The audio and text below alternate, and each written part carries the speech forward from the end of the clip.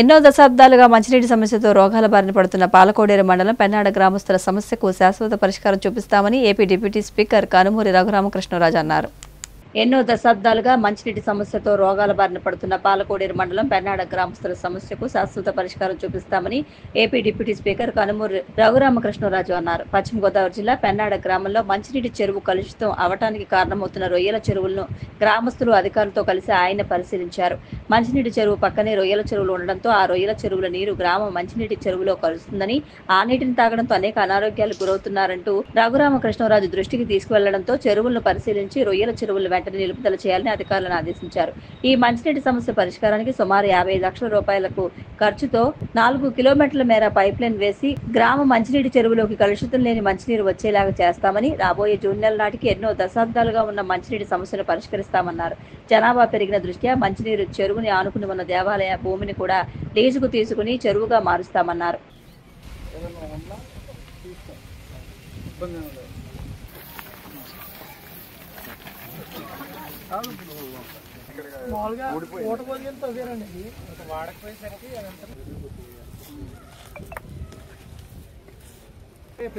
కూర్చోబెట్టండి.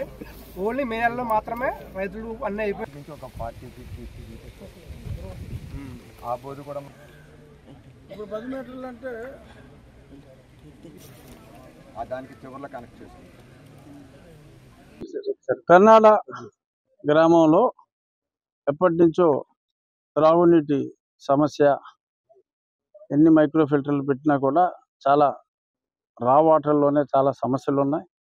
అలాగే చుట్టూ ఉన్న రొయ్యల చెరువుల వలన కూడా పలు సమస్యలు ఉత్పన్నమవుతున్నాయి.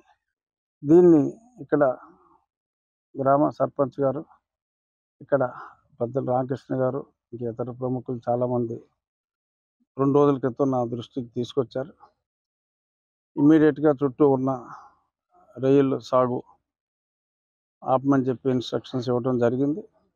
ఈరోజు ప్రత్యక్షంగా ఆ ఆర్డబ్ల్యూఎస్ అధికారులు, డ్రైనేజ్ అధికారులు, ఎంఆర్ఓ, ఎండిఓ అందరితో, ఇక్కడ ప్రజలతో కూడా, గ్రామస్తులతో, రైతులతో, ఆక్వా రైతులతో అందరితోటి కలిసి మాట్లాడి యునానిమస్గా తీసుకున్న నిర్ణయం ఏంటంటే సుమారు ఒక 55 లక్షల రూపాయల ఖర్చుతో నియర్ బై ఫ్రెష్ వాటర్ ఎక్కడైతే ఆక్వా కంటామినేషన్ లేకుండా ఆ కాలువ ఉందో అక్కడి నుంచి సుమారు 4 కిలోమీటర్లు పైప్ లైన్ వేసి 200 ppm ఆ రేంజ్లో ఉండేలాగా వాటర్ ఇప్పుడు 1200-1500 ఉంటుంది ఈ కలుషితమైన జలాలతో. ఆ మంచినీటిని తీసుకొచ్చి ఈ మంచినీటి చెరువులో నింపి, ఇంకా గ్రామం పెరుగుతుంది కాబట్టి పక్కనే ఉన్న దేవస్థానం భూములు కూడా లీజుకి పంచాయతీయే తీసుకుని దాన్ని కూడా మంచినీటి చెరువుగా రాబోయే 2 నెలల్లో, దాన్ని కూడా 2-3 నెలల్లో దాన్ని కూడా అభివృద్ధి చేసి పెరుగుతున్న అవసరాలకు కూడా తగ్గట్టుగా మంచినీటి సౌకర్యం, అలాగే రైతులకు కూడా ఇబ్బంది ఎదుర్కొంటున్నారు. ఈ సెలైన్ వాటర్ ఎప్పుడైనా పొరపాటున పొలాల్లోకి తీసుకుంటే మొత్తం క్రాప్ దెబ్బతింటుంది. ఆ సమస్యలు లేకుండా కూడా 24వ తారీఖు ఇక్కడున్న ఆక్వా రైతులందరినీ కూడా నా ఆఫీస్కి రమ్మని ఒక సమావేశం పెట్టాలని నిర్ణయించడం జరిగింది.